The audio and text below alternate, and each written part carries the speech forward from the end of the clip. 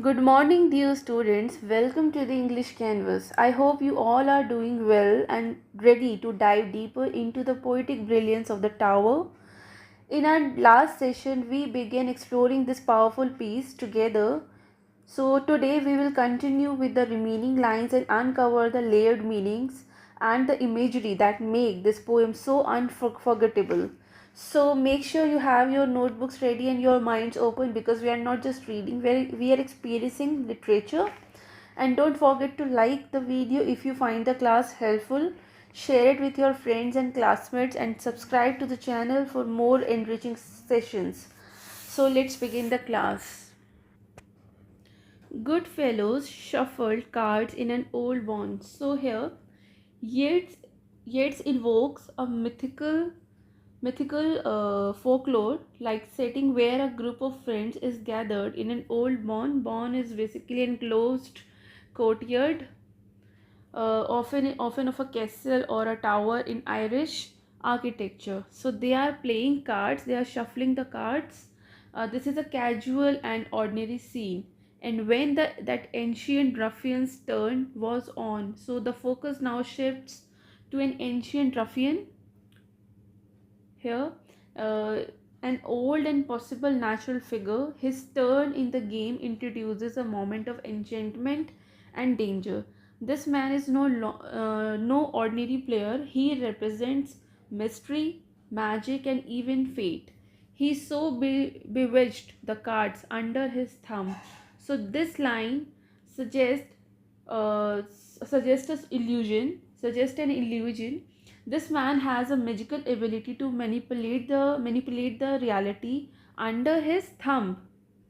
Under his thumb, the card transforms, hinting at how art or memory reshapes the truth. That all but one card became a pack of hounds and not a pack of cards. So there's a magical transformation occurs. All the cards except one become a pack of hounds. Hounds are basically the hunting dogs. This is surreal. This is surreal and symbolic, a blurring of the line between illusion and reality. The one remaining card, this one, um, becomes something else in the next line, and that he changed into a hare. So the final card becomes a hare, a prey. This transforms the entire card game into a metaphorical hunt, possibly symbolic of desire, memory, art, or the pursuit of truth. The Handwritten rose in a frenzy there. So the poet's persona, or one of Yeats' recurring figures, Handwritten, wandering, a wandering poet seer, becomes possessed by emotion. The surreal hunt awakens in him a frenzy, passion, madness, or artistic inspiration, and followed up those baying creatures towards. So the sentence cuts off an unfinished thought. The hounds transform from cards and they are chasing the hare. The hand heron joins the hunt.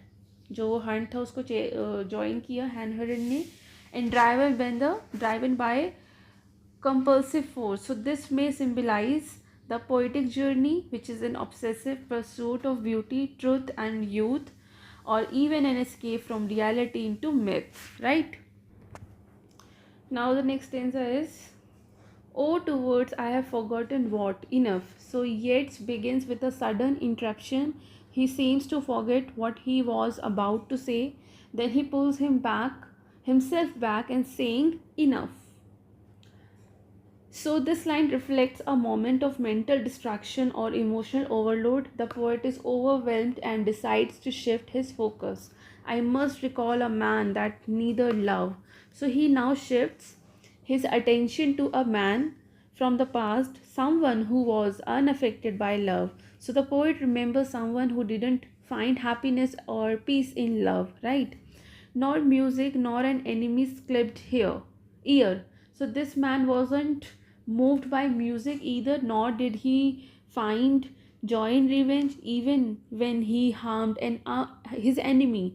So the clipped ear suggests cutting or injuring to his enemy. So the man was too troubled to enjoy even the things that normally brings pleasure or satisfaction, were artistic, which is music, and emotional, which is love, and violent, which is revenge, right? Could he was so harried cheer. So this man was so mentally or emotionally troubled.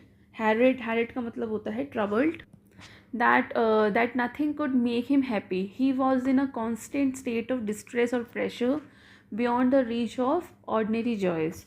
A figure that has grown so fabulous. So this man has now become legendary or mythical with time, more of a story than a real memory. So the memory of him has become exaggerated or distorted like a fable.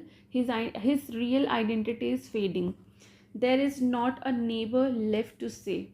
So no one alive remains who actually knew him. No neighbor is left to share details about his life. The time has passed and now living memory of him is gone. He now belongs only to imagination or folklore.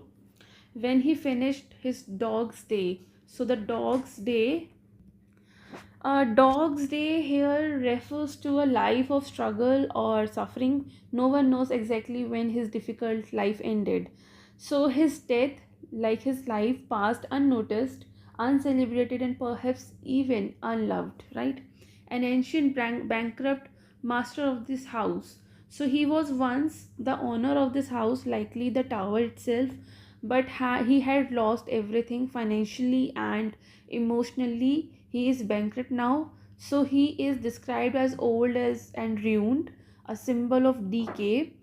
uh, his presence still haunts the house and the poet's memory. So in this stanza, Yeats recalls an old broken man, once the master of the house, who found no joy in love, art, or revenge. The time has turned him into a forgotten legend, and his tragic life and lonely death reflect Yeats' deeper concern with memory, loss, and aging, and the fading of human greatness. Right now, the next stanza is: before that ruin came for centuries. So the before the tower fell into decay, which is symbolic and literal ruin, it had a long and storied past for centuries.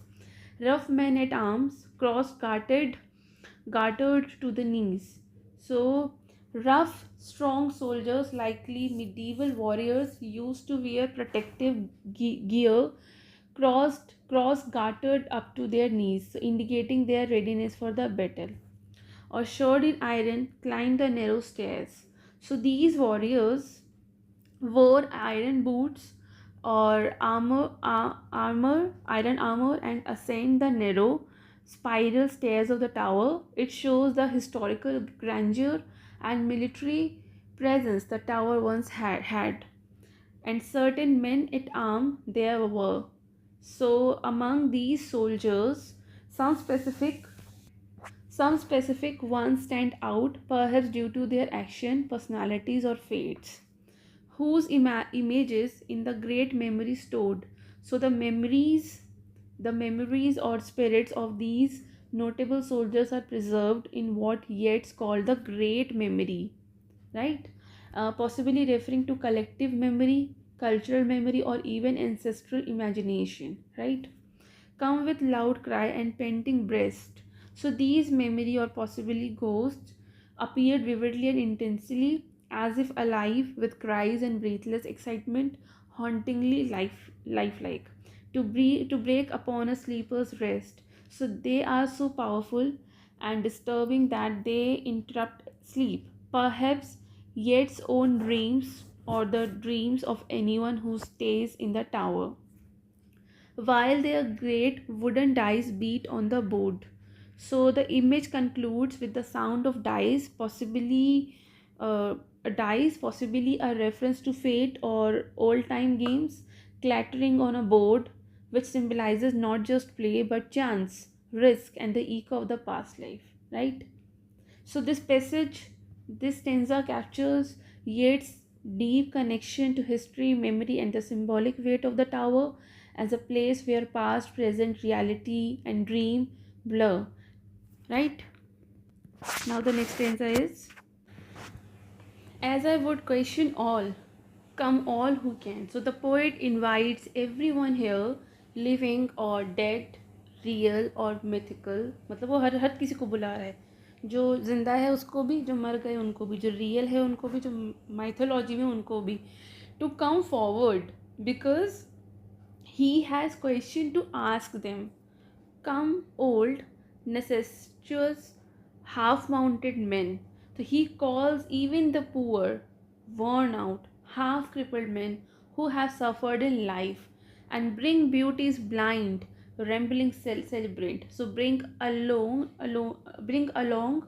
the confused poet or artist who blindly praises beauty without truly understanding it. The red man, the juggler sent. He called the stranger or exotic character a red-faced performer or a trickster, sent by some entertainer or juggler through God-forsaken meadows, Mrs. French. So the red man has passed through the lonely, desolated fields, the God-forsaken meadows, and the poet also calls upon Mrs. French, a woman with a unique skill, gifted with so fine an ear. She had a sharp ear, मतलब वो gifted है fine ears के साथ, perhaps for music, gossip, or even supernatural sounds. The man drowned in a bog's mire. So, even the man who died tragically drowning in the muddy swamp when mocking muses chose the country wench.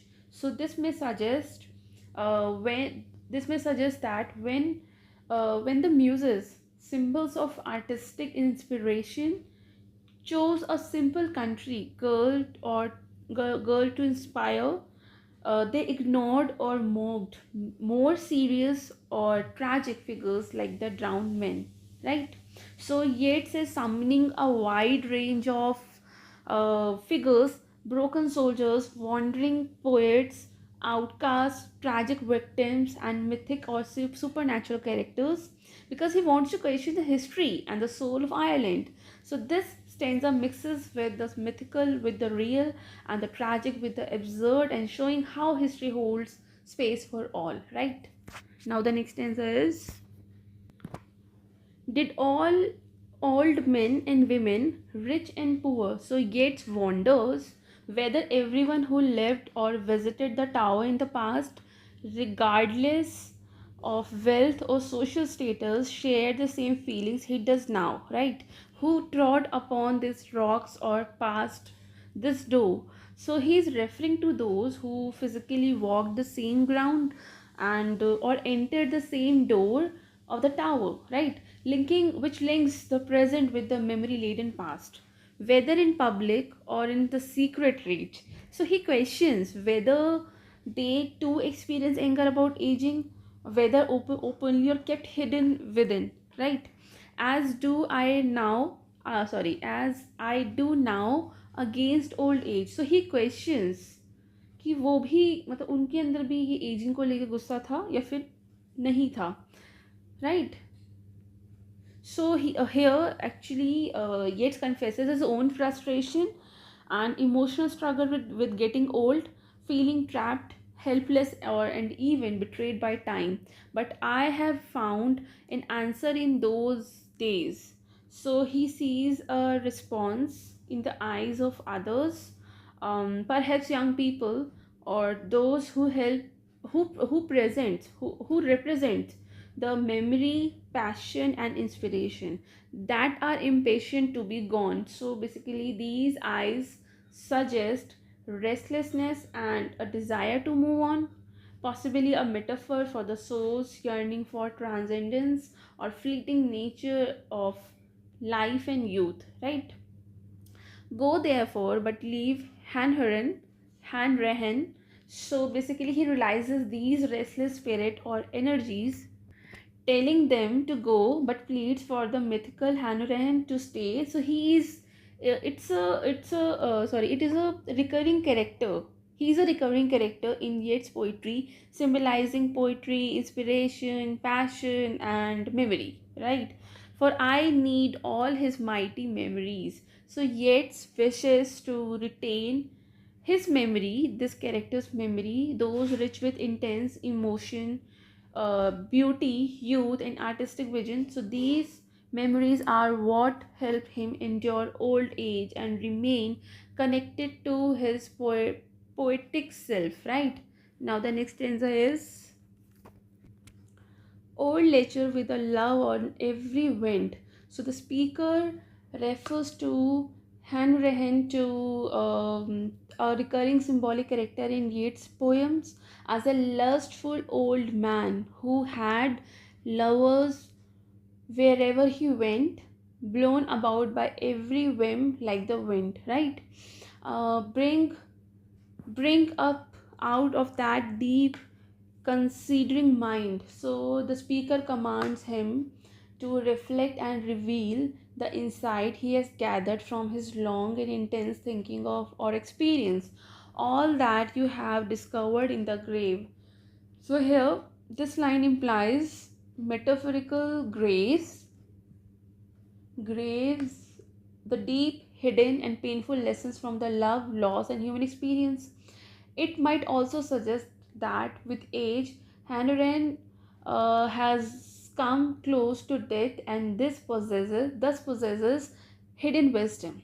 For it is certain that you have. So the speaker is sure that the character, has indeed experienced or and understood these truths, reckoned up every unforeknown and unseen. So basically he has contemplated every unexpected and irrational act, especially in love, that one stumbles into blindly, right? Plunge, lured by the softening eye. So the plunge refers to the impulsive fall into passion or intimacy, often seduced by someone's tender gaze, right? Or by a touch or a sigh. So, or tempted simply by a gentle touch or a breath of emotion, the signs of affection that draw people into relationships, into the labyrinth of another's being. So the speaker beautifully describes love as a baby labyrinth, which is complex, mysterious, and emotionally consuming, through which one loses and or explores oneself in another person's soul. Right? Now the next stanza is, this is the last stanza of the section 2. Does the imagination dwell the most upon a woman won or a woman lost or woman lost? So Yeats questions whether our deepest thoughts linger more on our past lovers whom we had or those whom we lost. If on the lost, admit you turned aside from a great labyrinth out of pride. If we dwell more on the women we lost, then perhaps we should admit that we stepped away from something profound. So a labyrinth, it's a complex emotional experience due to pride, cowardice, some silly over subtle thought, or anything called conscience once. So he suggests that we may have avoided love out of fear, overthinking, or even moral hesitation we called conscious, right? So, and that if memory recur, the suns under eclipse and the day blotted out. So when these lost moments return in memory, they bring pain, darkness, as if the sun is eclipsed and everything bright is erased. So section 2 is completed here. Section 2 is a journey into memory and regret. Yeats reflects on people from his past, warriors, strange characters, dreamers, and lovers, calling them forth as if summoning ghosts. He shows a growing rage against aging and loss, longing for the energy and chaos of the youth. He speaks to the Hanurin, a symbol of passion and poetic memory, asking him to stay and help him relive those intense moments, right? So the section ends with introspection. He wonders whether imagines clings more to past lovers that ended in loss. If so, it's because pride, cowardice, or moral scruples made him walk away, and now those lost chances haunt him like a sunless day, right? Now we'll continue the section 3. It is time that I wrought my will. I chose upstanding men that climbed the streams until the fountain leap at dawn. So Yeats began this final section by metaphorically saying it's time to write his will. Will is basically a symbolic gesture of passing on his values. He chooses strong, virtuous men who strive toward the source of life, represented by climbing stream towards the fountain. So this reflects vitality, courage, and determination, right? Drop their cast at the side of dripping stone. I declare they shall inherit my pride, the pride of people that were. So these men who fish beside wet stones at dawn represent a noble, active life, yet wants to pass on to them his pride, not material wealth, but the pride in character and ancestral spirit of the Irish people, bound neither to cause not to stare, neither to slaves that were spat on, nor to the tyrants that spat the people of Burke and of Gretton, that gave, though free to refuse, pride like that of the morn. So here, um, Yeats praises ancestors like Edmund Burke or Henry Gretton. Edmund Burke is Kapoor. These two are Irish patriots who stood for justice and personal conviction, right? Not blind allegiance to politics or power. They were free thinkers, proud and noble by spirit, not obligation, right? When the headlong light is loose, or that of the fabulous horn, or that of the sudden shower, when all stream are dry, or that of the hour, when the swan must fix his eye upon a fading gleam, float out upon a long last reach of glittering stream, and there sings his last song. So here Yeats compares this pride to natural images of glory and the final beauty, right? Like sunlight, like mythical horns, or the swan's final song as it glides towards death. So these are poetic symbols of dignified endings, just like what he desires. Now the next lines are, and I declare my faith. I mock Plotinus' thought and cry in Plato's teeth. Death and life were not till men made up the whole, made lock, stock, and barrel out of his bitter soul, a sun and moon and star all. So Yeats declares a personal faith, rejecting abstract philosophies like प्लॉटिनस की philosophy है, प्लेटो की philosophy है, तो वो उसको reject कर रहा है एब्स्ट्रैक्ट फ़िलासफ़ीज़ को that sees life as an illusion or ideal. Instead of that, Yeats insists that reality is born from human sufferings and creativity, not from the divine perfection. This is so true. And further add to that, that being dead we rise, dream, and so create translunar paradise. I have prepared my peace with learned Italian things. So he believed in an afterlife made by the soul, a poetic dreamlike trans yes translunar paradise. It is beyond earthly existence. He finds peace in art, imagination, and classical learning and poetic creation, especially cultures like the Renaissance Italy, right?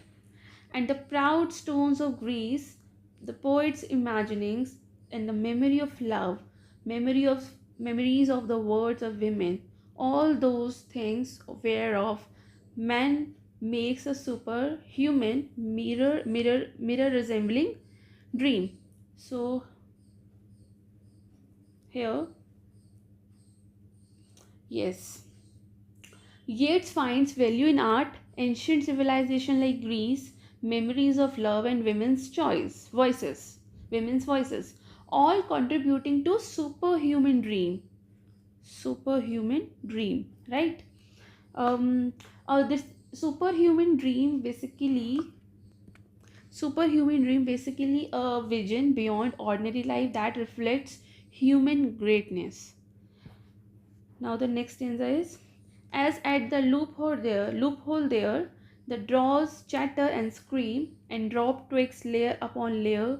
When they have mounted up, the mother bird will rest on their hollow top, and so warm her wild nest. So he uses the image of birds building a nest in a tower loophole to show how life builds layer upon layer, which are chaotic, noisy but purposeful. So the mother bird finally settles, perhaps a symbol of peace, and after a life of gathering, right? I leave both faith and pride to young upstanding men, climbing the mountain side that under bursting dawn they may drop a fly, being of that metal made, till it was broken by this sedentary trade.